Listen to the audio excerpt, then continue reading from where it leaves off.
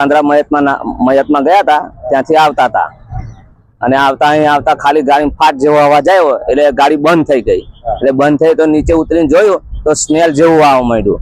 Smell આવ્યું તો પછી વધારે સ્મેલ આવી એટલે મેં નીચે ઉતરી ગયા. એટલે થોડી વાર મેં આગળ લાગવા માંડી નીચેથી બેટરીના ભાગેથી. એ કઈથી આવી આપણને નહીં ખ્યાલ આવતો, પણ આગ લાગવા માંડી. ગાડી ઇકો ગાડી કઈ જગ્યા પર બનાવ બન્યો?